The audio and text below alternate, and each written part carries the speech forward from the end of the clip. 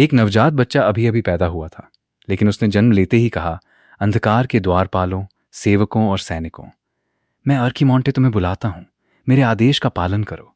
ये एक ही वाक्य सुनकर वहां मौजूद सभी नौकर और कुलीन लोग डर के मारे एक शब्द भी नहीं बोल पाए, क्योंकि ये वही मृतात्मा जादू था जिसे इतिहास के सबसे भयानक नेक्रोमांसर अर्कीमोंटे की कला माना जाता था। और जिस परिवार में ये बच्चा पैदा हुआ था, वही परिवार उस समय का सबसे शक्तिशाली तलवारबाजी वाला कुल था, जिसने कभी अर्कीमोंटे का वध किया था।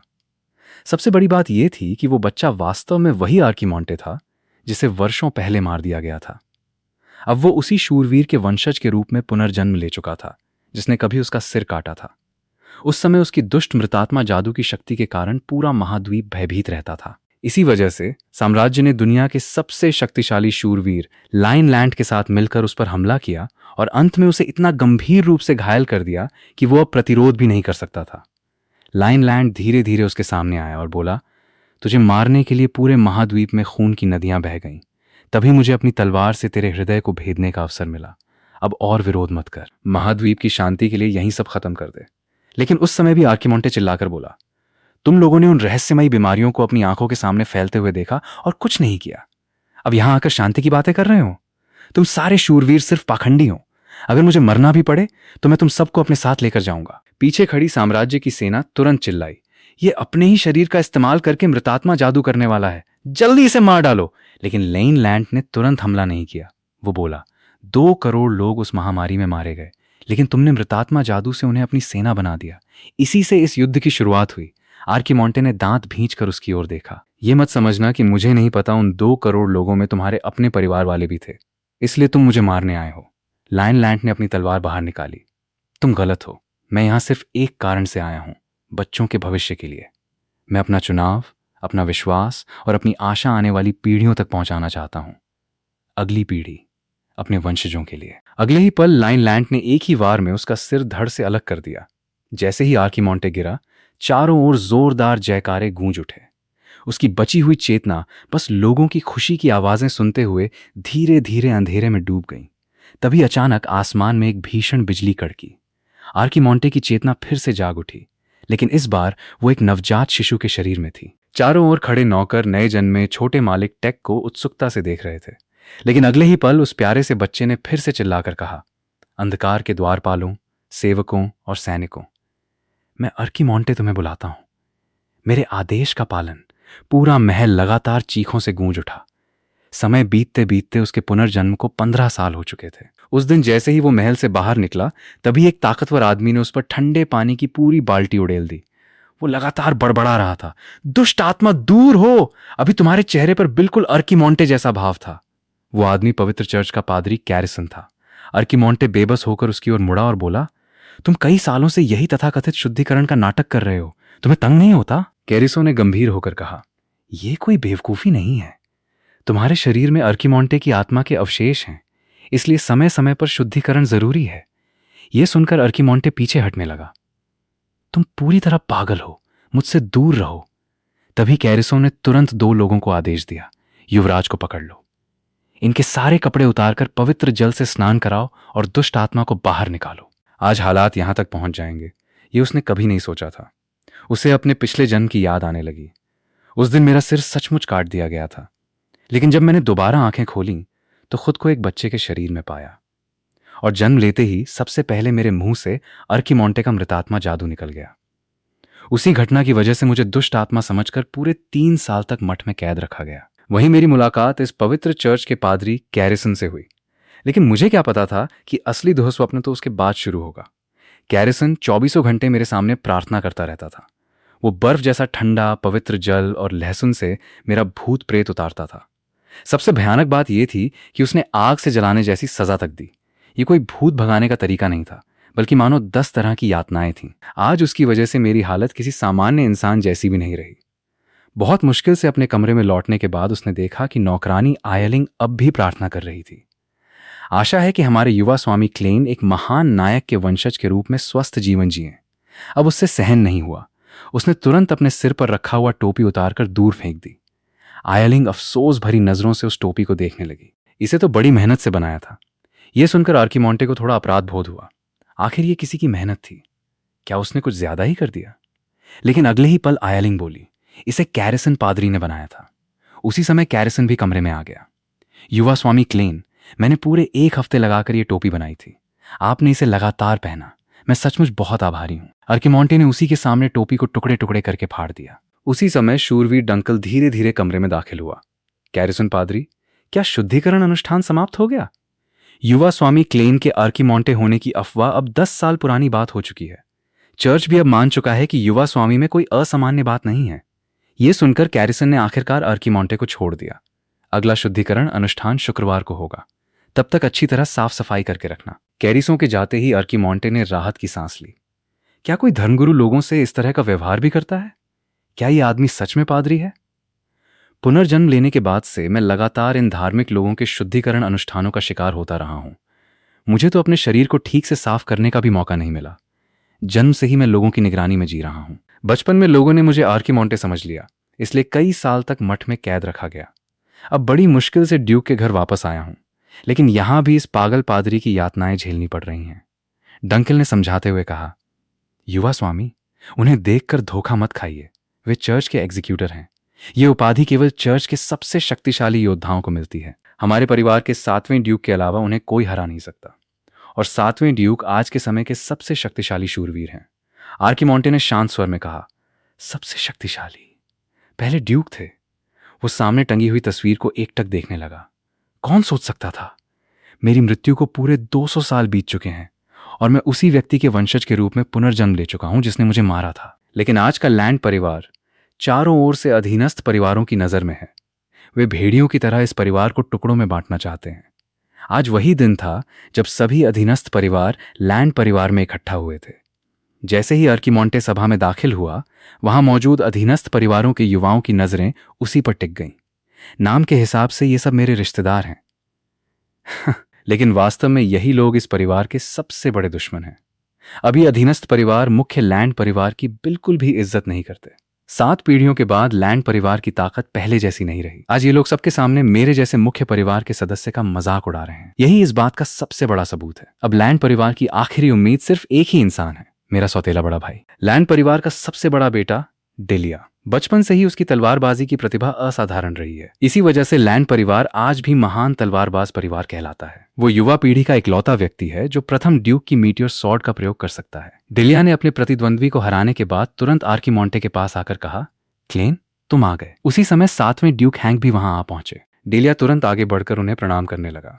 हैंक बोले, लैंड परिवार का शूरवीर हमेशा साम्राज्य का सबसे श्रेष्ठ शूरवीर होना चाहिए। यही प्रथम ड्यूक की अंतिम शिक्षा थी। आज तुम भले ही उत्कृष्ट हो, लेकिन तुम्हें अभी भी उसी लक्ष्य की ओर बढ़ते रहना होगा। डेलिया ने तुरंत सिर झुकाकर उत्तर दिया, जी। फिर हैंक अर्कीमोंटे के पास आए और उसके सिर पर हाथ फेरते हुए बोले, मुझे महसूस हो रहा है कि तुम्हारे शरीर में बिल्कुल भी जादुई शक्ति नहीं है। ये सुनते ही आसपास मौजूद लोग फुसफुसाने लगे। क्या? बड़े युवा स्वामी का छोटा भाई, जिसके पास जरा भी जादुई शक्ति नहीं है? तो क्या वो एक बेकार इंसान है और बचपन से ही अजीब अजीब बातें करता रहा है? लेकिन हैंक ने बहुत शांत स्वर में कहा, कोई बात नहीं, सिर्फ तलवार ही जीवन का एकमात्र रास्ता नहीं होती। आसपास के लोगों की बातें सुनकर भी अर्कीमोंटे बिल्कुल शांत रहा। उसने मन ही मन कहा, लैंड, तुमने कहा था कि तुमने बच्चों के भविष्य के लिए मुझे मारा था। क्या यही वे लोग हैं जिन्हें बचाने के लिए तुमने मुझे मार डाला था? हैंक के जाते ही अधीनस्थ परिवार का एक युवक आगे आया और तिरस्कार से बोला, वाह, लैंड परिवार में ऐसा आदमी भी है जिसे तलवार चलानी तक नहीं आती। तुम जैसे इंसान का जिंदा रहना भी सिर्फ भोजन की बर्बादी है। आखिर तुम्हें इतनी ऊंची जगह पर खड़े रहने का अधिकार किसने दिया? उस समय अर्कीमोंटे बहुत चाहता था कि वहीं उन पर हमला कर दे, लेकिन इतने लोगों के सामने वो खुद को रोकने पर मजबूर था। तभी डंकल तुरंत उसके सामने आकर खड़ा हो गया। बस बहुत हुआ डॉल्टन, अगर तुमने हमारे युवा स्वामी का फिर अपमान किया तो लैंड परिवार इसे बिल्कुल भी नजरअंदाज नहीं करेगा। यह सुनकर डॉल्टन केवल तिरस्कार से मुस्कुराया और चला गया।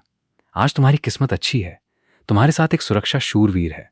डॉल्टन के जाने के बाद अर्कीमोंटे ने धीरे से पूछा, डंकल, क्या तुम्हारे पास कोई अतिरिक्त तलवार है? तलवार हाथ में लेते ही वो धीरे धीरे एक खाली जगह की ओर चल पड़ा। डंकल थोड़ा हैरान था, लेकिन उससे भी ज्यादा उसे अफसोस हो रहा था। लगता है युवा स्वामी अब भी हार मानने को तैयार नहीं है, लेकिन अब बहुत देर हो चुकी है। युवा स्वामी क्लेन के शरीर में बिल्कुल भी जादुई शक्ति नहीं है। जिसके पास जादुई शक्ति नहीं होती वो कभी शूरवीर नहीं बन सकता। लेकिन अर्कीमोंटे ने उसकी बातों पर बिल्कुल ध्यान नहीं दिया। वो लगातार अपने बड़े भाई द्वारा अभी अभी इस्तेमाल की गई मीटियोर सॉर्ड को अपने दिमाग में दोहरा रहा था। जब मैंने उसे इस्तेमाल करते देखा तभी मुझे कुछ अजीब लगा था।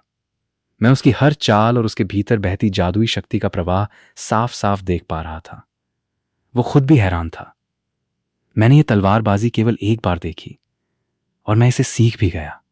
उसने डंकल से कहा कि फिलहाल ये बात किसी को न बताए, क्योंकि उसे अभी भी उस पागल पादरी के भूत प्रेत उतारने वाले अनुष्ठानों का सामना करना था। अगले दिन कैरिसन हमेशा की तरह पवित्र जल लेकर आया और आर्कीमोंटे का पूरी तरह से शुद्धिकरण किया। अनुष्ठान खत्म होते ही डंकल अंदर आया। युवा स्वामी, डॉल्टन ने आपको निमंत्रण भेजा है, वही जिसने कल सभा में आपके साथ झगड़ा किया था। उसने लिखा है कि वो उस घटना के लिए माफी मांगना चाहता है। आर्कीमोंटे ने ठंडी हंसी के साथ कहा, डॉल्टन माफी मांगेगा? जरूर उसके मन में कोई और चाल है। उसने पत्र को देखते हुए कहा, शिकार प्रतियोगिता? लगता है मुझे बाहर बुलाने का सिर्फ एक बहाना है, लेकिन मेरे पास इसे ठुकराने की भी कोई वजह नहीं है। वैसे भी मैं उससे मिलना चाहता हूं। कल मैंने डिलिया की तलवारबाजी देखी थी। मैंने उसे अपने दिमाग में न जाने कितनी बार दोहराया। तभी मुझे एहसास हुआ कि मैं जिस भी तकनीक को एक बार देख लेता हूं उसे बिल्कुल उसी तरह दोबारा कर सकता हूं, कारण चाहे जो भी हो। अब मेरे पास यही प्रतिभा है। तभी कैरिसन धीरे धीरे उनके पास आया। तो तुम शिकार प्रतियोगिता में जा रहे हो? मैं भी तुम्हारे साथ चलूं? ये सुनते ही आर्कीमोंटे चौकन्ना हो गया। तुम मेरे पीछे क्यों पड़ गए हो, पागल पादरी? कैरिसो गंभीर होकर बोला, क्योंकि मुझे तुम्हारे शरीर से एक अशुभ आभा महसूस हो रही है। आखिरकार कैरिसन जिद करके उनके साथ शिकार प्रतियोगिता में चला ही गया। कुछ ही देर में सभी कन्वे परिवार की हवेली पहुंच गए। आर्कीमोंटे ये देखकर हैरान रह गया। ये तो सिर्फ एक अधीनस्थ परिवार है, फिर भी इनकी हवेली लैंड ड्यूक के महल से भी ज्यादा भव्य है। और ये तो केवल बच्चों की शिकार प्रतियोगिता है, फिर भी इसका आयोजन इतना शानदार है। तभी डॉल्टन उनके पास आया। क्लेन, क्या देख रहे हो इतने ध्यान से? इतना कहकर उसने अपने हाथ में पकड़ी हुई शिकारी कुत्तों की रस्सी छोड़ दी। अगले ही पल कई शिकारी कुत्ते सीधे आर्कीमोंटे की ओर दौड़ पड़े। डॉल्टन हंसते हुए बोला, मैंने पूरे पहाड़ पर कई जगह खाना रख छोड़ा है। भूखे कुत्तों की सूंघने की क्षमता इंसानों से 1,00,000 गुना ज्यादा होती है। खाने की गंध पाकर ये पागलों की तरह हर जगह दौड़ेंगे। इतना कहकर उसने अपना धनुष निकाला और एक एक करके उन सभी शिकारी कुत्तों को मार गिराया। फिर उसने मुस्कुराकर पूछा, क्या हुआ क्लेन? इन शिकारी कुत्तों को देखकर डर गए क्या? इसके बाद डॉल्टन आयलिंग के पास गया। यही तुम्हारी साथ रहने वाली नौकरानी है? कितनी प्यारी है। इधर आओ, मैं तुम्हें कुछ मजेदार चीजें दिखाता हूं। ये देखकर आर्कीमोंटे तुरंत आगे बढ़ा और डॉल्टन का हाथ कसकर पकड़ लिया। अपने गंदे हाथ उससे दूर रखो, वरना मैं इन्हें यहीं तोड़ दूंगा। डॉल्टन ने उसे जोर से धक्का देकर पीछे हटा दिया। काफी घमंड है तुम में। अगर ऐसा है तो मेरे साथ चलो, देखते हैं तुम्हारे अंदर सच में इतनी ताकत है या नहीं। आर्कीमोंटे तुरंत घोड़े पर सवार हो गया। डंकल, तुम और आयलिंग यहीं रहना, मेरे पीछे मत आना। फिर उसने अपनी जेब से एक संकेत देने वाला जादुई स्क्रॉल निकाला और डंकल को दे दिया। उस पादरी पर मुझे शुरू से ही शक है। अगर वो अचानक गायब हो जाए तो समझ लेना कुछ गड़बड़ है। अगर वो नजर न आए तो तुरंत इस स्क्रॉल को फाड़ देना। ऐसा करते ही इससे जुड़ा हुआ निशान मेरे हाथ की पीठ पर दिखाई देगा। इतना कहकर वो तेजी से घोड़ा दौड़ाते हुए डॉल्टन के पीछे निकल पड़ा। वो अभी ज्यादा दूर नहीं गया होगा। अगर मैं जंगल के इस रास्ते पर चलता रहूं तो वो मिल जाएगा। लेकिन जैसे ही वो शिकार वाले जंगल में दाखिल हुआ, डॉल्टन पहले से ही घात लगाकर उसका इंतजार कर रहा था। आ ही गए क्लेन, आज मेरा शिकार तुम हो। मैं तुम्हारा सिर काटकर डिलिया के सामने फेंक दूंगा। फिर उससे कहूंगा कि लैंड परिवार कितना हास्यास्पद है। वो चाहे कितना भी ताकतवर क्यों ना हो, उससे क्या फर्क पड़ता है। तुम्हारा परिवार अब सिर्फ नाम का रह गया है। ड्यूक की गद्दी आखिरकार हमारे गुट की ही होगी। अगर किसी को दोष देना है तो अपने उस निकम्मे परिवार को देना जिसमें तुम पैदा हुए। डॉल्टन की बात खत्म होते ही उसके पीछे से धीरे धीरे असंख्य सैनिक बाहर निकल आए। कल पूरा साम्राज्य यही चर्चा करेगा कि कभी महान तलवारबाजी वाला लैंड परिवार का युवा स्वामी शिकार के मैदान में मरे हुए कुत्ते की तरह पड़ा मिला। ये सुनते ही आर्कीमोंटे जोर से हंसने लगा। तुम जैसे छोटे छोटे मस्खरे अपनी औकात भूल चुके हो। जरा सी छूट क्या मिल गई, सिर पर चढ़ गए। ये परिवार मेरी मृत्यु की कीमत पर खड़ा हुआ था और तुम जैसे घटिया लोग आज उसी का अपमान कर रहे हो। उसी क्षण उसके पूरे शरीर से रहस्यमयी नीली रोशनी निकलने लगी। ये देखकर डॉल्टन का शरीर कांपने लगा। ये जादू नहीं है, तुम आखिर क्या इस्तेमाल कर रहे हो? आर्कीमोंटे के हाथों में नीली भूतिया अग्नि जलने लगी। ये मृत्यु की शक्ति है, समय की धूल में दफन प्राचीन मृतात्माओं। मैं तुम्हें पुकारता हूं, प्रकाश के सामने प्रकट हो जाओ। अब मैं आर्कीमोंटे के नाम पर आदेश देता हूं, इन सबको पूरी तरह निगल जाओ। आर्कीमोंटे ने बस एक मंत्र का उच्चारण किया और उसने 200 वर्षों से सोई हुई मृतात्मा सेना को फिर से बुला लिया। ये देखकर आसपास मौजूद सभी शूरवीर हैरान रह गए। तुम आखिर हो कौन? तुमने इतनी भयानक और दुष्ट चीज को कैसे बुला लिया? लेकिन उन्हें यह नहीं पता था कि उनके सामने खड़ा आदमी वही था जो 200 साल पहले का सबसे भयानक नेक्रोमांसर आर्कीमोंटे था। एक बार फिर मृतात्मा जादू का इस्तेमाल करने के बाद आर्कीमोंटे अपनी ही दुनिया में खो गया। पूरे 200 साल बीत गए, लेकिन आज भी मैं महसूस कर सकता हूं उस अनंत अंधकार के भीतर अब भी मृत लोगों की आवाजें मुझे पुकार रही हैं। डॉल्टन अपने चारों ओर खड़े कंकाल सैनिकों को देखकर चीख पड़ा, ये नामुमकिन है। आर्कीमोंटे ने अपने चारों ओर उसे घेर कर खड़े सभी कुलीनों की ओर देखा और कहा, आर्कीमोंटे, यही मेरा नाम हुआ करता था। ये सुनते ही आसपास मौजूद लोगों के चेहरे पर डर साफ दिखाई देने लगा। क्या ये वही पुरानी अफवाह नहीं है? लेकिन जब उन्होंने उन कंकालों को ध्यान से देखा तो वे जोर जोर से हंसने लगे। अरे लड़के, ये क्या है? इतना बड़ा तमाशा खड़ा किया और बुलाए सिर्फ ये बेकार के कंकाल? हम तलवारबाजी का अभ्यास करते समय ऐसे लाखों कंकाल तोड़ चुके हैं। डाल्टन ने तुरंत आदेश दिया, दूर से हमला करने वाली टुकड़ी, उन कंकालों को खत्म कर दो। बाकी सभी लोग आगे बढ़ो और उस लड़के को मार डालो। अगले ही पल डॉल्टन के पीछे खड़े तीरंदाजों ने आर्कीमोंटे की ओर अनगिनत तीर छोड़ दिए। डॉल्टन हंसते हुए बोला, बेचारा क्लेन, कहीं तीरों से छलनी होकर मांस का ढेर मत बन जाना। मैं तो अभी भी तुम्हारा सिर अपने हाथों से काटना चाहता हूं। लेकिन जब तीर उसके पास पहुंचे तब तक कंकाल सैनिक उसके सामने दीवार बनकर खड़े हो चुके थे और उन्होंने सारे तीर रोक दिए। आर्कीमोंटे ने शांत स्वर में कहा, 200 साल सचमुच बहुत लंबा समय होता है। अब तो कोई इन कंकालों को पहचान भी नहीं पाता। मेरे कंकाल बाकी सबसे अलग हैं। पहली रक्षा पंक्ति हटाओ, पूरी सेना हमला करने की तैयारी करो। 200 साल पहले तुम लोगों ने उत्तर के भविष्य की रक्षा करने के लिए मुझे मार डाला था। अब देखो मैं अपने हाथों से तुम सबको कैसे कुचलता हूं। अगले ही पल असंख्य कंकाल डॉल्टन और उसके लोगों की ओर टूट पड़े। यह देखकर डॉल्टन घबरा गया। कंकाल दौड़ भी सकते हैं? उसके कुछ समझने से पहले ही कंकाल सैनिक उन तक पहुंच चुके थे और उन्होंने चारों ओर कत्लेआम शुरू कर दिया। इसी बीच आर्कीमोंटे लगातार आदेश देता रहा, दूसरी धनुषधारी टुकड़ी, इन्हें चारों तरफ से घेर लो, लक्ष्य तय करो, तीर चलाओ। एक ही पल में चारों दिशाओं से अनगिनत तीर बरस पड़े। अचानक हुए इस हमले में डॉल्टन के कई सैनिक कंकाल सेना के हाथों मारे गए। यह दृश्य देखकर डॉल्टन डर के मारे कांपने लगा। यह असंभव है, ये वो कंकाल नहीं है जिन्हें मैं जानता हूं। अगर ऐसा ही चलता रहा तो हमारी पूरी सेना का खत्म होना सिर्फ समय की बात है। और ये कंकाल तो हद से ज्यादा डरावने हैं। इनका सिर काट देने के बाद भी ये अपने हथियार चलाकर हमला करते रहते हैं। घबराए हुए लोगों को देखकर आर्कीमोंटे ने शांत स्वर में कहा, मैंने पहले ही कहा था, मेरे कंकाल बाकी सबसे अलग हैं। इनका सिर काट देने के बाद भी ये उसे फिर से जोड़ सकते हैं। इसी वजह से मैं कभी अपनी मृतात्मा सेना के सहारे पूरे महाद्वीप पर राज करता था। मेरे मृतात्मा जादू से बुलाए गए सैनिकों को मारना इतना आसान नहीं है, और इनमें से हर एक बिना किसी सवाल के मेरे आदेश का पालन करता है और युद्ध की रणनीति व गठन का सही इस्तेमाल करता है। ठीक है, तुम्हें समझा दिया, अब आगे बढ़ते हैं। अगले ही पल कंकाल सैनिकों ने डॉल्टन और उसके लोगों पर फिर से हमला शुरू कर दिया। मजबूर होकर डॉल्टन ने दांत भींच लिए। बस इन कंकालों को दोबारा जीवित होने से रोकना होगा। हाँ, वही लड़का, अगर उसे मार दूं तो सब खत्म हो जाएगा। अगले ही पल उसने अपनी जादुई शक्ति का इस्तेमाल किया और पल भर में आर्कीमोंटे के सामने पहुंच गया। लाशों से खेलने वाले लड़के, अब सब खत्म हो चुका है। तेरे कंकाल चाहे जितने भी ताकतवर हों, अब सब यहीं समाप्त होगा। लेकिन उसी क्षण आर्कीमोंटे ने अपनी आंखें खोली और हाथ में पकड़ी तलवार एक ही झटके में घुमा दी। डॉल्टन का चेहरा डर से सफेद पड़ गया। ये लैंड परिवार के प्रथम पूर्वज की तलवार कला, मीटियोर स्वॉर्ड! आर्कीमोंटे के एक ही वार में डॉल्टन की तलवार और उसका हाथ दोनों एक साथ कटकर अलग हो गए। इतनी आसानी से मरने की मत सोचो डॉल्टन, तुम्हारा न्याय अब शुरू होता है। आ गया।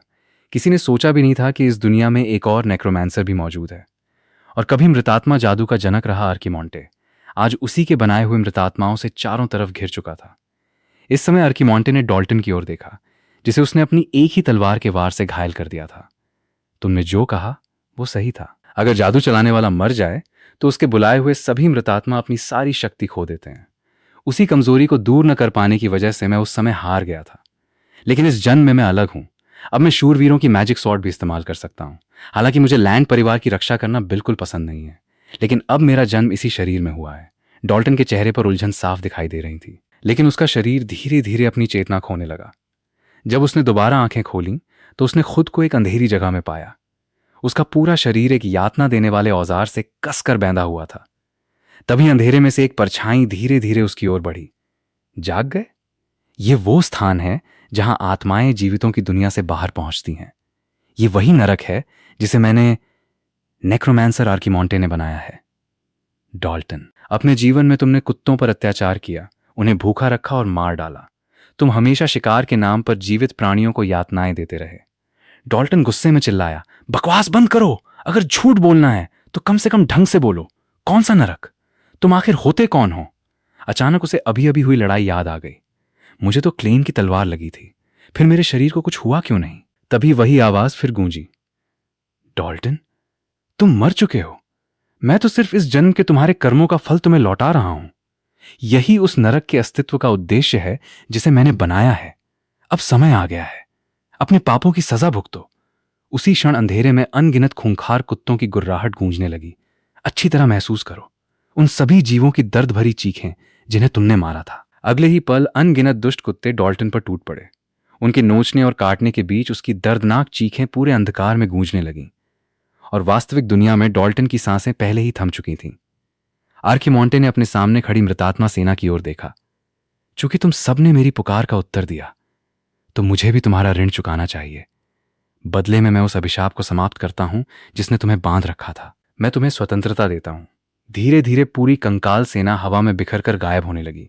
उन्हें जाते हुए देखकर आर्किमॉन्टे धीरे से बोला, मृत्यु हवा के साथ बिखर जाना ही तो है, फिर मैं दोबारा जीवित क्यों हो गया?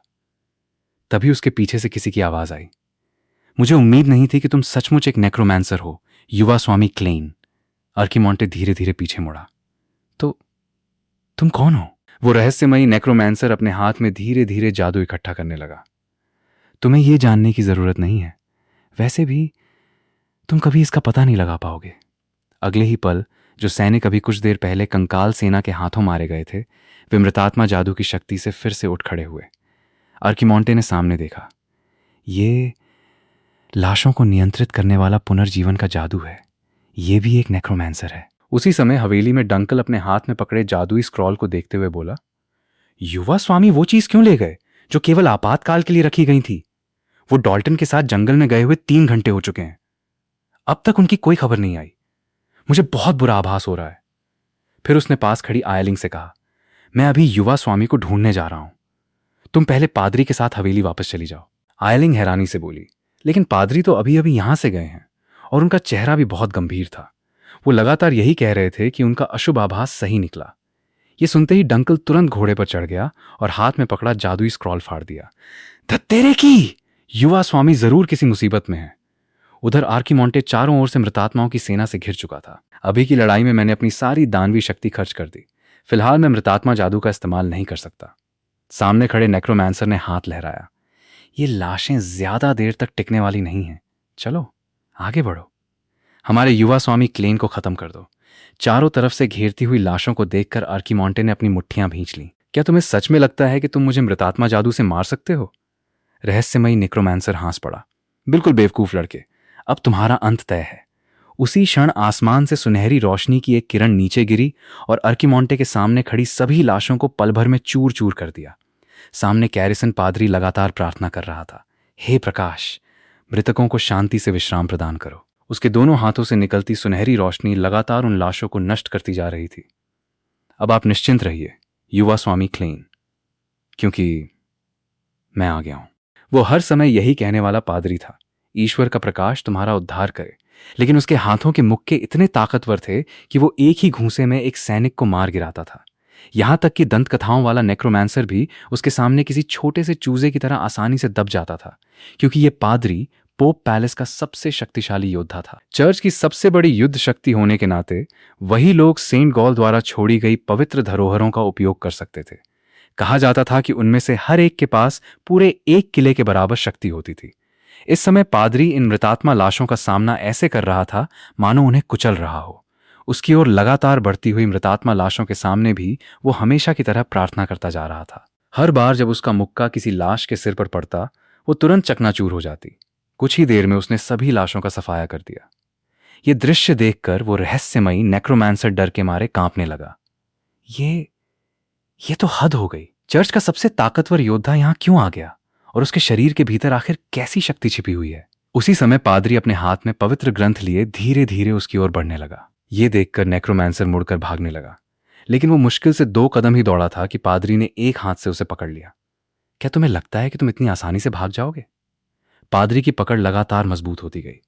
दर्द से नेक्रोमैंसर का चेहरा विकृत हो गया। मेरी प्रार्थना अभी समाप्त नहीं हुई है, इसलिए कृतज्ञ रहो, क्योंकि यह न्याय अब तुम पर लागू हो चुका है, प्रकाश के नाम पर। अगले ही पल पादरी ने उसके सिर को अपने हाथों से कुचल दिया। उसकी फटी हुई एक आंख उछलकर सीधे अर्कीमोंटे के सामने आ गिरी। तभी सामने से आवाज आई, युवा स्वामी क्लेन। इस समय अर्कीमोंटे भी भारी दबाव महसूस कर रहा था। यह तो बस धीरे धीरे मेरी ओर चला आया, फिर इसकी मौजूदगी इतनी भयावह क्यों लग रही है? इतनी सारी लाशों को इसने केवल एक पल में टुकड़े टुकड़े कर दिया। इसी बीच पादरी का हाथ धीरे धीरे उसकी ओर बढ़ा। मुझे मृतात्मा जादू की उपस्थिति महसूस हुई थी, इसलिए मैं तुरंत यहां आ गया। लेकिन यह बहुत अजीब है, जो शक्ति मैंने महसूस की वो इस आदमी की नहीं लगती। तभी डंकल घोड़े पर सवार होकर वहां पहुंच गया। युवा स्वामी, क्या आप ठीक हैं? अर्कीमोंटे के मुंह से हल्का सा खून निकल आया। लगता है इस शरीर से मृतात्मा जादू का इस्तेमाल करना अभी भी मेरे लिए बहुत कठिन है। डंकल तुरंत उसके पास पहुंचा और उसे सहारा दिया। युवा स्वामी, आखिर यहां हुआ क्या था? युवा स्वामी डॉल्टन कहां है? अर्कीमोंटे ने धीरे से कहा। मैंने उसे मार दिया, क्योंकि पहले वो मुझे मारना चाहता था। हवेली लौटते ही अर्कीमोंटे को तुरंत न्याय सभा में पेश किया गया।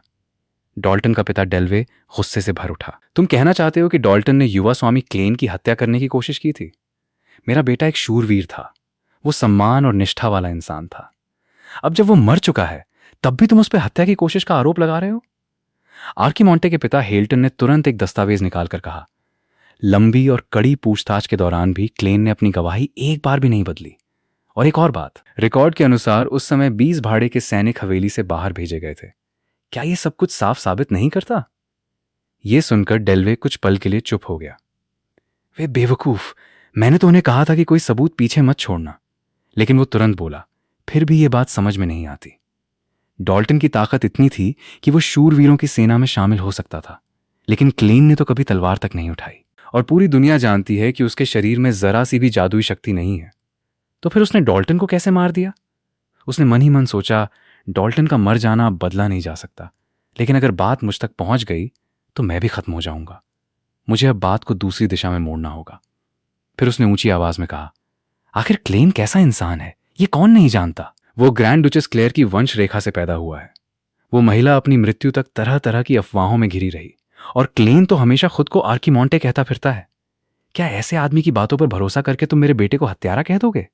असल बात तो यह है कि तलवार चलाना भी न जानने वाला क्लेन ही मेरे बेटे की हत्या करने गया था, और अब वो उल्टा सारा दोष हमारे परिवार पर डालना चाहता है। सचमुच घिन आती है। तभी दरवाजे से एक आवाज सुनाई दी। वो अर्कीमोंटे था। बस करो, मैं तुम्हारी ये बकवास और नहीं सुन सकता।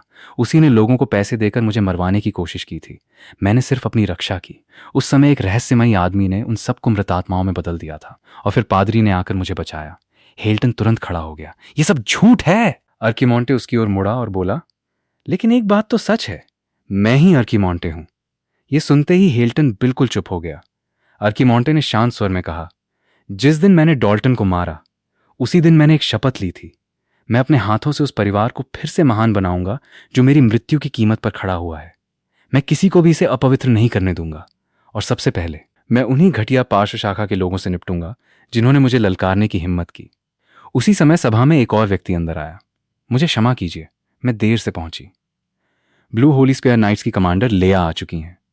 उसे देखकर अर्कीमोंटे थोड़ा हैरान हुआ। लेया यहां क्यों आई है? न्याय सभा में ऊपर बैठे एक व्यक्ति ने पूछा, मिस लेया, इस मामले का फारवे परिवार से कोई संबंध नहीं है ना? हेल्टन तुरंत बोला, मैंने ही उन्हें यहां बुलाया है।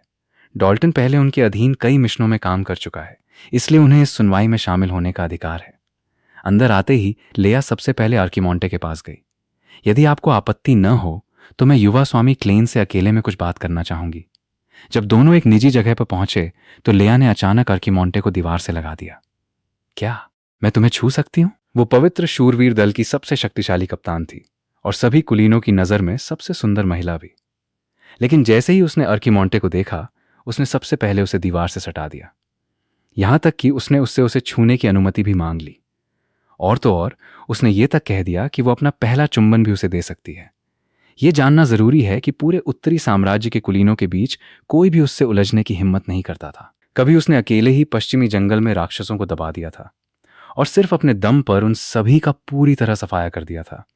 इतनी भयानक और शक्तिशाली महिला के मुंह से ऐसी बातें सुनकर आर्कीमोंटे भी घबरा गया। आखिर इसका मतलब क्या है? लेकिन लेया ने बिना किसी झिझक के उसका हाथ पकड़ लिया और ध्यान से देखने लगी। हाथ इतने मुलायम और चिकने हैं, इन पर न कोई निशान है, न ही कोई छाला। इससे तो साफ पता चलता है कि तुमने कभी तलवार की ट्रेनिंग नहीं ली। लेकिन यह कैसे संभव है?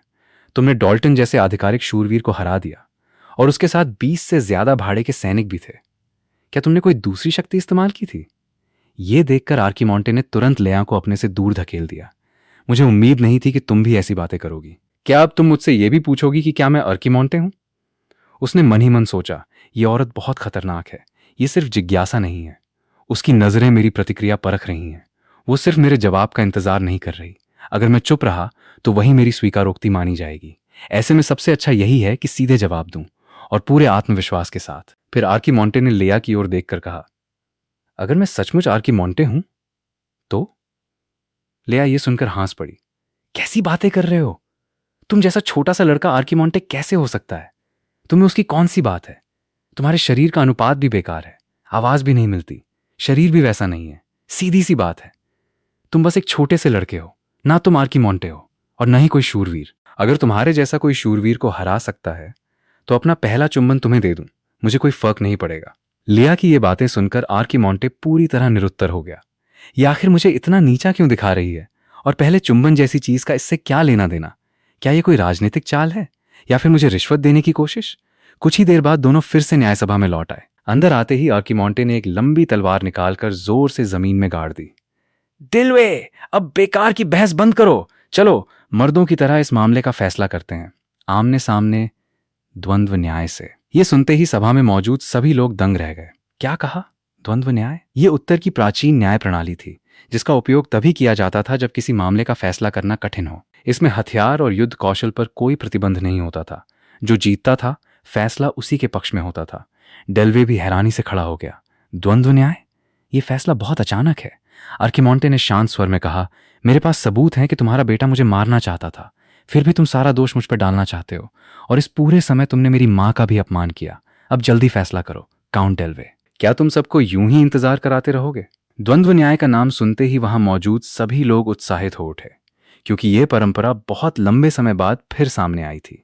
तभी हेल्टन भी बोला, अगर यह हमारे प्रथम पूर्वजों से चली आ रही परंपरा है तो हम इसे नजरअंदाज नहीं कर सकते। मैं लैंड परिवार का 7वां ड्यूक घोषणा करता हूं कि इस मामले का फैसला द्वंद्व न्याय से होगा और अब तक पेश किए गए सभी सबूत अमान्य माने जाएंगे। यह सुनकर डेल्वे सोच में पड़ गया। अगर सबूत अमान्य हो जाएं तो यह मेरे लिए एक मौका है। फिर उसने कहा, मैंने सुना है कि युवा स्वामी के पास कोई जादुई शक्ति नहीं है, लेकिन फिर भी मैं अपनी ओर से एक दूसरे शूरवीर को लड़ने के लिए भेजूंगा। आर्कीमोंटे बिना डरे बोला, कोई बात नहीं, बस देखते रहना, मैं उसी तरह उसे भी मार गिराऊंगा जैसे डॉल्टन को मारा था। इस तरह दोनों पक्षों के बीच समझौता हो गया। द्वंद्व न्याय 4 दिन बाद होना तय हुआ। आर्कीमोंटे मन ही मन सोचने लगा, मैंने दांव यूं ही नहीं बढ़ाया है, यह तो बस शुरुआत है। डिलवे तो सिर्फ पहला कदम है। मैं उन सभी पार्श्व शाखा वाले परिवारों को दिखाऊंगा कि असली नेता कौन है। मेरा लक्ष्य इस पूरे परिवार को जड़ से बदल देना है। जैसे ही वो हवेली लौटा, उसका बड़ा भाई डेलिया दौड़ता हुआ उसके पास आया। द्वंद्व न्याय? क्या तुम पागल हो गए हो क्लेन? क्या तुम्हें पता भी है कि तुम मर सकते हो? आर्कीमोंटे ने बेबसी से कहा, मुझे पता है कि मैं क्या कर रहा हूं और पिता ने भी इसकी अनुमति दे दी है, लेकिन डेलिया ने उसकी बात नहीं मानी। कोई बात नहीं, द्वंद्व न्याय में प्रतिनिधि लड़ सकता है, मैं तुम्हारी जगह लड़ूंगा। आखिर चाहे वे पार्श्व शाखा वाले परिवार कितना भी शोर मचाएं, उत्तर पर हमारा शासन आज तक सिर्फ एक कारण से कायम है, क्योंकि हमारे पिता सबसे शक्तिशाली शूरवीर हैं और बड़े भाई उनके उत्तराधिकारी तुम हो। अब तुम मेरी जगह लड़ना चाहते हो? होश में आओ। अगर तुम मैदान में उतरे तो उन्हें लैंड परिवार के उत्तराधिकारी को कानूनी रूप से मारने का मौका मिल जाएगा। डेलिया ने अपनी मुट्ठियां भींच लीं। जब तुम पैदा हुए थे, मैं खुशी से उछल पड़ा था। मैं दौड़कर तुम्हें देखने आया था। जब मैंने पहली बार तुम्हें देखा तो ऐसा लगा जैसे कोई फरिश्ता सामने हो। इससे कोई फर्क नहीं पड़ता था कि हमारी माँ अलग अलग थीं। लेकिन उसके बाद तुम्हें पूरे 7 साल के लिए मंदिर भेज दिया गया। अब बड़ी मुश्किल से तुम वापस लौटे हो और फिर से इस जानलेवा द्वंद्व न्याय में हिस्सा लेने जा रहे हो। इतना कहते कहते डिलिया की आंखों से आंसू निकल पड़े। उसी समय डंकल बिना समय देखे कमरे में आ गया। माफ कीजिए, आप दोनों भाइयों की भावनाओं के बीच मुझे दखल देना पड़ रहा है। लेकिन डेल्वे ने अपने प्रतिनिधि का नाम तय कर दिया है। उसका नाम लैंडल है। वो साम्राज्य से निकाला गया एक शूरवीर है। उसने युद्ध भूमि पर बहुत बड़ा नाम कमाया था, लेकिन उसे साम्राज्य से इसलिए निकाल दिया गया क्योंकि वो अपने खून की प्यास पर कभी काबू नहीं रख सका। आर्कीमोंटे ने बस एक साधारण सा तलवार निकालकर वार किया, लेकिन उसी एक वार ने साम्राज्य की सबसे शक्तिशाली महिला शूरवीर को पूरी तरह चौंका दिया, क्योंकि ये किसी ऐसे इंसान की ताकत बिल्कुल नहीं थी जिसने कभी तलवार तक न छुई हो। दिखने में तो ऐसा लगा कि उसने सिर्फ एक वार किया है, लेकिन उसके पीछे एक विशाल मृतात्मा की परछाई भी दिखाई दे रही थी। और लेया ने कभी कहा भी था कि अगर आर्कीमोंटे ये लड़ाई जीत गया तो वो अपना पहला चुंबन उसे दे देगी। इस समय आर्कीमोंटे पूरी तरह द्वंद्व के लिए तैयार था। उसने अपनी विशेष रूप से बनवाई गई तलवार हाथ में ली। खतरों से भरे इस द्वंद्व मैदान में उसके चेहरे पर जरा भी डर नहीं था। लेकिन यह देखकर डेल्वे हैरान रह गया। मुझे उम्मीद नहीं थी कि तुम्हारा छोटा बेटा सचमुच खुद लड़ने आएगा। याद रखना, मैंने जिस आदमी को भेजा है वो साम्राज्य का मशहूर शूरवीर है। यदि अभी भी समय रहते ड्यूक हेल्टन मुझसे विनती करें तो मैं तुम्हें अपना प्रतिनिधि बदलने की अनुमति दे सकता हूं। उधर मैदान में आर्कीमोंटे पहले ही खतरे को महसूस कर चुका था। उसने देखा कि उसके पीछे एक विशालकाय आदमी खड़ा है। तो तुम ही क्लेन हो? तुम तो मेरी कल्पना से भी ज्यादा छोटे हो। तुम्हारा शरीर भी कितना दुबला पतला है। सच कहूं तो मुझे जानने की बड़ी इच्छा है कि तुम्हारी गर्दन तोड़ने की आवाज कैसी होगी। ये सुनते ही आर्कीमोंटे बिना देर किए लैंडल से दूरी बना ली। ये देखकर डेल्वे और भी खुश हो गया। देखो, मेरा प्रतिद्वंद्वी देखकर तुम्हारा बेटा कितना डर गया है। लेकिन आर्कीमोंटे लैंडल से नहीं डरा था। उसे तो पिछली बार पादरी के सामने महसूस हुई अपनी बेबसी याद आ गई थी। मुझे उम्मीद नहीं थी कि उस दिन की छाया आज भी मेरे भीतर इतनी गहरी होगी। मेरा शरीर अनजाने में ही भागना चाहता है। उसी समय ऊपर बैठी लेया भी चुपचाप ये द्वंद्व देख रही थी। उसे अपनी वही बात याद आ गई। अगर आर्कीमोंटे इस शूरवीर को हरा देगा तो वो अपना पहला चुंबन उसे दे देगी। ये याद आते ही आर्कीमोंटे भी थोड़ा असहज हो गया। वो तुरंत बोला, हाल ही में मेरे कंधे में थोड़ा दर्द है, इसलिए कोशिश करना कि मेरे कंधे को मत छूना। फिर उसने ताना मारते हुए कहा, क्या तुम्हें इंसानों की भाषा समझ नहीं आती? या फिर तुम्हारे कान भी तुम्हारी मांसपेशियों के नीचे दब गए हैं? शायद यही वजह थी कि साम्राज्य ने तुम्हें निकाल बाहर किया। ये सुनते ही लैंडल गुस्से से आग बबूला हो गया। उसने तुरंत अपना मुक्का आर्कीमोंटे की ओर दे मारा, लेकिन आर्कीमोंटे ने बिना एक पल गंवाए अपने कपड़ों के बटन खोल दिए। जैसे ही लैंडल का मुक्का जमीन पर गिरा, आर्कीमोंटे धुएं के बीच से गायब हो चुका था। एक ही पल में वो लैंडल के पीछे पहुंच गया। इसकी ताकत बहुत ज्यादा है। अगर इसका एक भी सीधा वार मुझ पर पड़ा तो मैं बिल्कुल नहीं बचूंगा। मुझे मानना पड़ेगा, एक नेक्रोमैंसर होने के कारण मैं अभी भी आमने सामने की लड़ाई का आदी नहीं हूं। लेकिन यही वो कमजोरी है जिसे मुझे पार करना होगा। तभी लैंडल पलटकर फिर से अपनी पूरी ताकत के साथ हमला करने लगा। आर्कीमोंटे अपने हल्के और फुर्तीले शरीर की वजह से उसके हर हमले से आसानी से बचता गया, और मौका मिलते ही उसने तलवार निकालकर पलटवार भी किया। लेकिन उसका हमला लैंडल ने बड़ी आसानी से रोक लिया।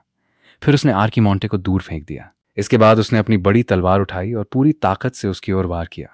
आर्कीमोंटे के पास अपनी तलवार से रोकने के अलावा कोई रास्ता नहीं था। लैंडल हंसते हुए बोला, क्या तुम्हें लगता है कि सिर्फ बचते रहने से जीत जाओगे? क्यों नहीं अपने मृतात्मा जादू का इस्तेमाल करते? क्या तुम खुद को आर्कीमोंटे नहीं कहते? ये सुनते ही आर्कीमोंटे की आंखें बदल गईं। वो सीधे उसकी ओर देखने लगा। तो क्या तुम मेरी मृतात्मा जादू से मरना चाहते हो? ये सुनते ही लैंडल घबराकर कई कदम पीछे हट गया। ये क्या था? अभी इस लड़के के शरीर से इतनी भयावह आभा क्यों निकल रही थी? आर्कीमोंटे ने फिर से अपनी तलवार संभाली और शांत स्वर में कहा, चिंता मत करो, आज मैं मृतात्मा जादू का इस्तेमाल नहीं करूंगा, क्योंकि आज मैं एक शूरवीर हूं और मुझे खुद को अपनी तलवार से साबित करना है। अब लैंडल भी संभल गया। मैं किसी बच्चे से कैसे डर सकता हूं? अभी जो हुआ वो सिर्फ मेरा भ्रम था। इस लड़के के शरीर में जरा सी भी जादुई शक्ति नहीं है। साम्राज्य के शूरवीरों की सबसे बड़ी ताकत उनकी जादुई शक्ति होती है, लेकिन इसके पास वो भी नहीं है। अगले ही पल लैंडल के शरीर से जबरदस्त जादुई शक्ति फूट पड़ी। वो पूरी ताकत से आर्कीमोंटे पर टूट पड़ा, लेकिन आर्कीमोंटे उसकी तलवारबाजी की हर चाल साफ साफ देख पा रहा था। वो लगातार उसके हर वार से बचता गया। ये देखकर लैंडल बुरी तरह गुस्सा हो गया। ये मामूली इंसान आखिर बार बार बच कैसे रहा है? इसके बाद उसने अपने पूरे शरीर की जादुई शक्ति इकट्ठी की और जमीन पर पूरी ताकत से प्रहार कर दिया। एक ही पल में पूरा द्वंद्व मैदान उसकी प्रचंड जादुई शक्ति से भर गया। लेकिन जैसे ही धूल और जादुई शक्ति छांटी, उसके सामने आर्कीमोंटे कहीं दिखाई नहीं दिया। उसी समय आर्कीमोंटे बिजली की तरह उसके पीछे आ पहुंचा। उसने अपनी तलवार निकाली। एक चमकदार तलवार की रेखा हवा में लहराई और अगले ही पल लैंडल का शरीर सीधा 2 हिस्सों में कट गया। यह दृश्य देखकर आसपास मौजूद सभी लोग स्तब्ध रह गए। ये तो प्रथम ड्यूक की मीटियोर स्वॉर्ड है और उसी समय लेया के चेहरे पर गहरी लाली छा गई। अब वो बिना किसी जादुई शक्ति वाले शरीर से भी तलवार की विशेष तकनीकें इस्तेमाल कर सकता था। ये पूरी तरह लैंड परिवार की पीढ़ी दर पीढ़ी चली आ रही तलवारबाजी की कला की वजह से था। क्योंकि उत्तर का यह इलाका बेहद ठंडा था, इसलिए उन्हें अपनी जादुई शक्ति की खपत को जितना हो सके उतना कम रखना पड़ता था। साम्राज्य की तलवारबाजी एक ही बार में पूरी जादुई शक्ति छोड़कर प्रतिद्वंद्वी को दबाने पर आधारित थी, लेकिन लैंड परिवार की तलवारबाजी बेहद सूक्ष्म थी। इसी वजह से अर्कीमोंटे जैसा व्यक्ति, जिसके पास बिल्कुल भी जादुई शक्ति नहीं थी, वो भी इसे इस्तेमाल कर सकता था। हालांकि इसकी ताकत सामान्य स्थिति से कुछ कम जरूर होती थी, लेकिन सामने वाले से निपटने के लिए ये अभी भी पूरी तरह पर्याप्त थी। उधर घायल होने के बाद लैंडल गुस्से से पागल हो चुका था। उसके पूरे शरीर से खून जैसी लाल जादुई शक्ति निकलने लगी। चारों ओर मौजूद लोग उत्साह से चिल्लाने लगे, लैंडल की गुप्त तकनीक, जादुई शक्ति का विस्फोट जो प्रतिद्वंद्वी की हरकतें रोक देता है। उसी समय लाल जादुई शक्ति में लिपटा लैंडल सीधे अर्कीमोंटे की ओर झपटा, लेकिन अर्कीमोंटे ने सिर्फ अपनी तलवार उठाकर उसका वार रोक लिया। ये वही तलवार थी जिसे उसने खास तौर पर अपने लिए बनवाया था। जैसे ही ये किसी ऐसी तलवार से टकराती जिसमें जादुई शक्ति भरी होती, ये तुरंत टूट जाती। जब लैंडल ने उसकी तलवार टूटते देखी तो वो जोर से हंस पड़ा, लड़के अब मरने के लिए तैयार हो जाओ। लेकिन उसी क्षण अर्कीमोंटे की आंखें बदल गईं। वो पल भर में एक तरफ हट गया। अब तुम्हें मारने वाला हथियार आखिर तैयार हो गया। अगले ही पल उसने सिर्फ टूटी हुई तलवार से लैंडल की पूरी बांह काटकर अलग कर दी। ऊपर बैठे हेल्टन ने तुरंत घोषणा की, यहीं तक द्वंद्व समाप्त होता है। अभी अभी अर्कीमोंटे ने जो दिखाया था उसे देखकर वहां मौजूद अनुभवी शूरवीर भी स्तब्ध रह गए। हालांकि लैंड परिवार की तलवारबाजी बहुत कम जादुई शक्ति से भी इस्तेमाल की जा सकती थी, लेकिन ऐसा केवल वर्षों का अनुभव रखने वाले शूरवीर ही कर सकते थे। इतना ही नहीं, उसने जानबूझकर अपनी तलवार टूटने दी ताकि बेहद नजदीक से अंतिम वार कर सके, चाहे किसी भी नजर से देखा जाए। यह पूरी तरह अविश्वसनीय था। इस समय लैंडल अपनी कटी हुई बांह के साथ जमीन पर पड़ा दर्द से चीख रहा था।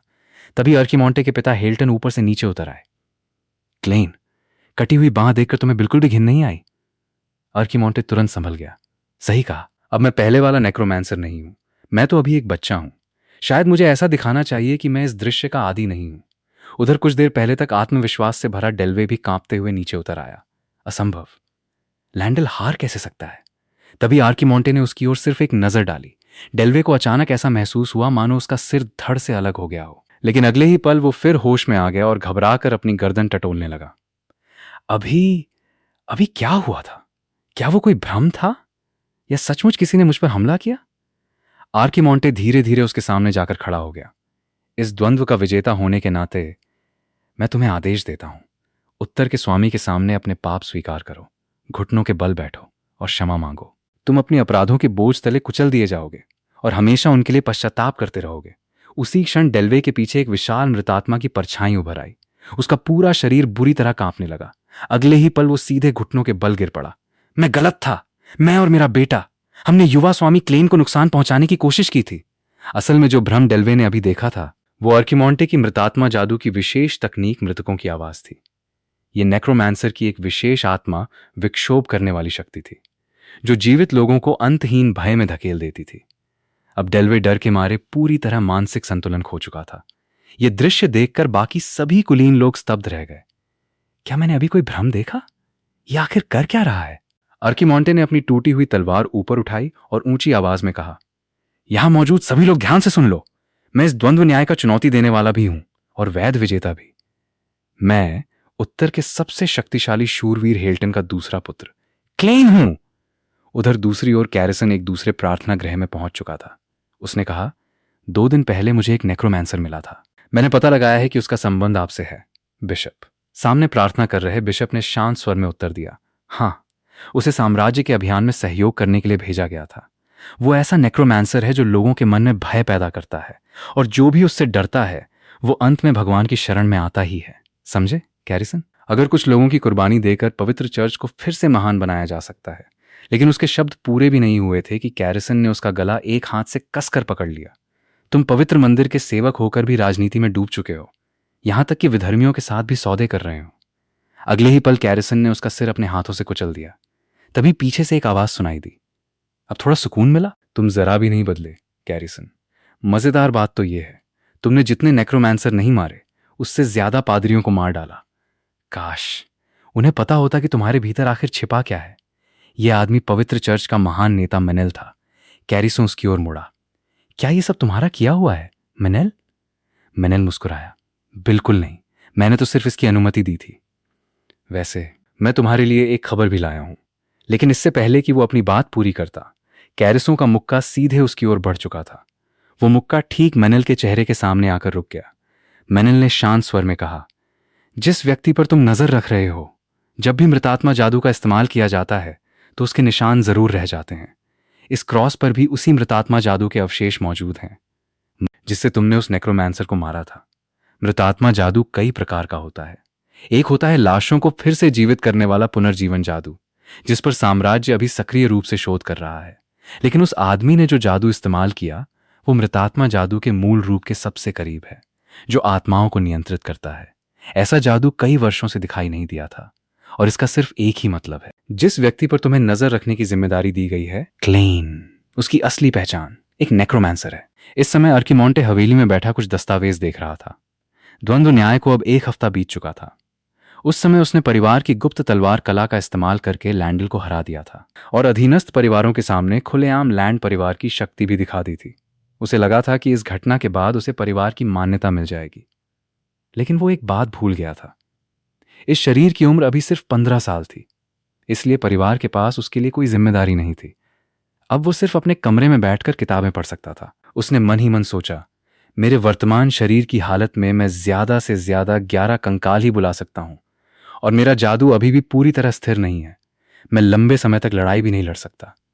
सबसे बड़ी समस्या तो वो अभागा पादरी है।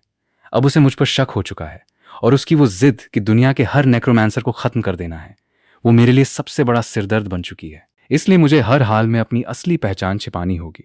उसी समय उसके पिता कमरे में आए। उन्होंने एक रिपोर्ट उसके सामने रखी। ये रिपोर्ट हमारी खदान से आई है।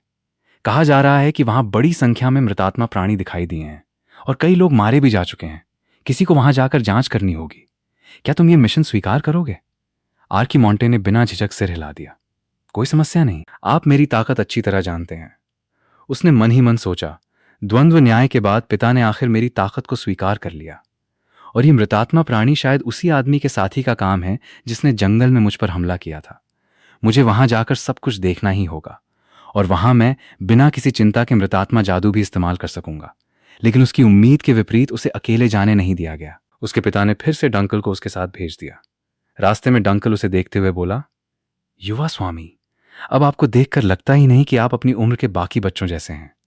आपने न कभी अपनी प्रतिभा का दिखावा किया और न ही कभी परिवार से मुंह मोड़ा, बल्कि आपने हमेशा परिवार की मदद की है।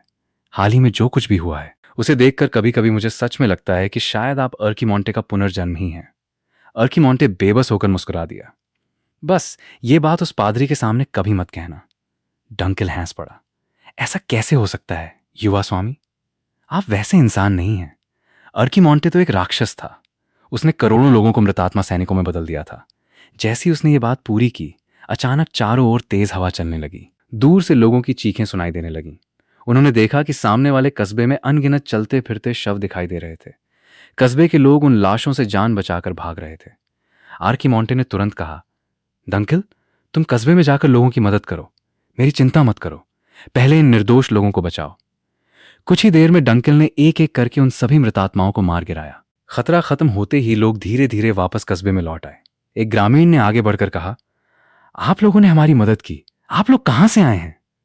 डंकल ने जवाब दिया, ये लैंड परिवार के दूसरे युवा स्वामी क्लेन हैं, लेकिन फिलहाल मैं ये जानना चाहता हूं कि ये सब कब से हो रहा है। आर्कीमोंटे ने जमीन पर पड़े मृतात्माओं की ओर देखा। ये पुनर्जीवन जादू है। इसका इस्तेमाल लाशों को दोबारा जीवित करके उन्हें नियंत्रित करने के लिए किया जाता है। जंगल में मुझ पर हमला करने वाले आदमी ने भी यही जादू इस्तेमाल किया था। तभी एक ग्रामीण आगे आया। यह सब लगभग 2 महीने पहले शुरू हुआ था। शुरुआत में लोग धीरे धीरे गायब होने लगे, और जब वे वापस लौटे तो उनकी यही हालत थी। उसी समय एक दूसरा ग्रामीण गुस्से में अर्कीमोंटे के सामने आ गया। तो तुम लोग लैंड परिवार से हो? हम 2 महीने से अपने शासक से मदद मांग रहे हैं, लेकिन आज तक कोई जवाब नहीं मिला। और अब जब तुम लोग यहां आए हो तो हमसे पूछ रहे हो कि क्या हुआ? क्या तुमने कभी सोचा कि जिन लोगों को अभी तुमने काट गिराया उनमें हमारे अपने परिवार वाले भी थे? वे दिन रात तुम्हारी खदानों में काम करते थे, और आज उनकी ये हालत हो गई। आखिर हमें ऐसी तकलीफ क्यों सहनी पड़ रही है? आर्किमोंटे ने बिना कोई भाव बदले उसकी ओर देखा। चुप रहो, तुम बहुत जोर से बोल रहे हो। तुम्हारे पिता या रिश्तेदारों को उस हालत में मैंने नहीं पहुंचाया। अगर तुम्हें अपना गुस्सा निकालना है तो किसी और के पास जाओ, हम तो तुम्हारी जान बचाने आए हैं। डंकल तुरंत आगे बढ़ा और उस आदमी को पीछे हटाया। युवा स्वामी, आप चिंता मत कीजिए, मैं इन लोगों को संभाल लेता हूं। उधर आर्किमोंटे बिल्कुल शांत खड़ा होकर धीरे धीरे मंत्र पढ़ने लगा। अभी अभी गिरी हुई लाशें फिर से हिलने लगीं, लेकिन जैसे ही उसकी जादुई शक्ति चारों ओर फैलने लगी, लोगों को समझ आया कि हिलने वाली लाशें नहीं थीं, बल्कि उन लाशों में कैद आत्माएं मुक्त हो रही थीं। ये दृश्य देखकर आसपास मौजूद सभी लोग स्तब्ध रह गए। ये क्या है? क्या ये आत्माएं हैं? किसी ने धीरे से कहा। कहा जाता है कि 200 साल पहले उत्तर में फैली महामारी के दौरान ऐसा ही एक जादू इस्तेमाल किया गया था। ये मृतकों की आत्माओं को मुक्ति देने वाला जादू है। आत्माओं को शांति देने के बाद आर्किमोंटे फिर से खदान की ओर चल पड़ा, लेकिन उसी समय उसके पीछे डंकल ने धीरे धीरे अपनी तलवार म्यान से बाहर निकाल ली। अब मुझे साफ साफ बताइए, आप आखिर हैं कौन? इस समय डंकल की तलवार आर्किमोंटे की गर्दन पर टिकी हुई थी, लेकिन उसके मन में अब भी गहरी दुविधा थी। आज के युवा स्वामी पहले जैसे बिल्कुल नहीं हैं, और उन्होंने जो शक्ति दिखाई, क्या वे सचमुच आर्किमोंटे हैं या सिर्फ एक नेक्रोमैंसर? लेकिन आर्किमोंटे बिल्कुल भी नहीं घबराया। उसने शांत स्वर में कहा, मैं कौन हूं ये महत्वपूर्ण नहीं है, लेकिन मैं तुमसे एक सवाल पूछना चाहता हूं। क्या तुम्हें प्रथम ड्यूक की वो बात याद है? डंकल कुछ पल चुप रहा, फिर बोला, किसी इंसान की असली पहचान उसके कर्म तय करते हैं, उसका जन्म नहीं। आर्किमोंटे ने सिर हिलाया। बिल्कुल, तुम एक सामान्य परिवार में पैदा हुए थे, फिर भी आज शूरवीरों के दल के कप्तान बने हो, यही उसका कारण है। और मेरी माँ एक चुड़ैल थी, मैं एक मिश्रित रक्त वाला इंसान हूं, फिर भी मैं आज तक जिंदा हूं, उसका कारण भी यही है। मठ से निकलने के बाद सबसे ज्यादा समय मैंने तुम्हारे साथ बिताया है। अब तुम मुझे जैसा समझना चाहो वैसा समझ सकते हो। अगर तुम्हें लगता है कि मैं आर्किमोंटे हूं तो मुझ पर हमला कर दो। कुछ पल बाद डंकल ने धीरे धीरे अपनी तलवार नीचे कर दी। मैंने अभी तक कोई फैसला नहीं किया है, लेकिन मुझे नहीं लगता कि युवा स्वामी आप वही हैं। आज मैं जिस व्यक्ति की सेवा कर रहा हूं वो लैंड परिवार के दूसरे युवा स्वामी क्लेन हैं। वो उस निर्दयी दानव जैसे इंसान नहीं है। यह सुनकर आर्किमोंटे कुछ पल के लिए चुप रह गया। फिर उसने कहा, ऐसी अजीब बातें मत कहा करो, चलो आगे बढ़ते हैं। कुछ ही देर में दोनों उस खदान में पहुंच गए जहां चलते फिरते शव दिखाई दिए थे। डंकल ने चारों ओर देखकर कहा, अंदर सड़ती हुई लाशों की गंध बहुत तेज है। आर्किमोंटे ने सामने इशारा किया, मुझे नहीं लगता कि तुम्हें और देखने की जरूरत है। सामने जो चलते हुए शव दिखाई दे रहे हैं उन्हें देखो। डंकल तुरंत सतर्क हो गया। अभी तो सिर्फ 7 दिखाई दे रहे हैं, लेकिन मुझे लगता है कि अंदर और भी बहुत होंगे। उधर आर्किमोंटे ने फिर से मंत्र पढ़ना शुरू कर दिया। अगले ही पल जमीन के नीचे से मृतात्मा सैनिक धीरे धीरे बाहर निकलने लगे। ये दृश्य देखकर डंकल पूरी तरह स्तब्ध रह गया। उसे समझ ही नहीं आया कि क्या कहे, लेकिन आर्किमोंटे ने उसकी ओर ध्यान भी नहीं दिया। उसने हाथ उठाकर इशारा किया और सभी मृतात्मा सैनिक सीधे आगे की ओर दौड़ पड़े। वे इतने शक्तिशाली थे कि सामने खड़े सभी मृतात्माओं को पलक झपकते ही काट गिराया। उनकी ताकत देखकर डंकल दंग रह गया। इतने शक्तिशाली और बिल्कुल असली शूरवीरों जैसे कंकाल, क्या सचमुच ऐसे भी हो सकते हैं? मृतात्मा सैनिकों ने कुछ ही समय में दोनों के सामने खड़े सभी दुश्मनों का सफाया कर दिया। ये देखकर डंकल तुरंत खदान के और अंदर जाने लगा। आवाज सुनकर लगता है अंदर कम से कम 40 और होंगे। हमें बहुत सावधानी से आगे बढ़ना होगा। लेकिन जैसे ही उसने पीछे मुड़कर देखा, आर्किमोंटे फिर से मंत्र पढ़ रहा था। जमीन पर पड़े सभी शव धीरे धीरे जादुई शक्ति से ढकने लगे। आर्किमोंटे बोला, अगर अंदर दुश्मन ज्यादा हैं तो मुझे भी अपने साथियों की संख्या बढ़ानी होगी। नेक्रोमैंसर आपस में लड़ते समय यही सबसे बुनियादी रणनीति अपनाते हैं। ठीक है, अब इतने सैनिक हमारी जीत के लिए काफी होंगे। उसके आदेश देते ही नए बने मृतात्मा सैनिक सीधे खदान के अंदर की ओर दौड़ पड़े। आर्किमोंटे द्वारा बदले जाने के बाद उनकी ताकत पहले से कई गुना बढ़ चुकी थी। वे उन मृतात्माओं को, जो कुछ क्षण पहले तक उनके जैसे ही थे, बड़ी आसानी से काटते जा रहे थे। इतना ही नहीं, आर्किमोंटे के युद्ध निर्देशों के अनुसार वे कंकाल सैनिक बेहद व्यवस्थित ढंग से लड़ रहे थे। वे लगातार अलग अलग लहरों में हमला कर रहे थे। आज जो कुछ भी डंकल ने देखा उस पर उसे यकीन ही नहीं हो रहा था। मृतात्माओं में कंकाल सबसे कमजोर सैनिक माने जाते हैं, लेकिन युवा स्वामी के नियंत्रण में वे इतने फुर्तीले और अनुशासित कैसे हो सकते हैं? वे तो सचमुच किसी असली सेना की तरह लड़ रहे हैं। कुछ ही देर में खदान के अंदर बचे हुए सभी मृतात्मा पूरी तरह साफ कर दिए गए। डंकल और भी ज्यादा हैरान रह गया। हमसे 4 गुना बड़ी सेना और हमारे पक्ष का एक भी सैनिक नहीं मरा। ये तो सचमुच अविश्वसनीय है। आर्किमोंटे ने शांत स्वर में कहा, अब से यहां सिर्फ हम दोनों हैं। तुमने अभी कहा था कि तुम मुझ पर भरोसा करोगे, तो आखिर तक मुझ पर भरोसा करना। डंकल ने धीरे से सिर हिलाया, लेकिन तभी खून की एक बूंद उसके चेहरे पर आकर गिरी और खदान की गहराई से किसी की बहुत धीमी मदद की पुकार सुनाई दी। दोनों तुरंत उस दिशा में दौड़ पड़े। वहां पहुंचकर उन्होंने देखा कि कई खनिकों को एक कतार में ऊपर लटकाया गया था। ऐसा लग रहा था कि यही वे लोग थे जो गांव से लापता हुए थे। उन्हें अगवा करके पुनर्जीवन जादू के लिए सामग्री के रूप में इस्तेमाल किया जा रहा था। उसी समय अंधेरे से एक व्यक्ति धीरे धीरे बाहर आया। तुम बिल्कुल सही कह रहे हो। लगता है तुम्हें इन सब बातों की अच्छी जानकारी है। पुनर्जीवन जादू एक ऐसा मंत्र है जो लाशों को दोबारा जीवित करके उन्हें अपना अनुचर बना देता है। इसी वजह से इसके लिए बहुत सारी सामग्री चाहिए होती है। हम जैसे नेक्रोमांसर के लिए यह तो बिल्कुल सामान्य ज्ञान है, क्या ऐसा नहीं है? लेकिन आज यहां तुमसे मिलना मेरे लिए सचमुच सम्मान की बात है, महाद्वीप के दानव लॉर्ड आर्कीमोंटे।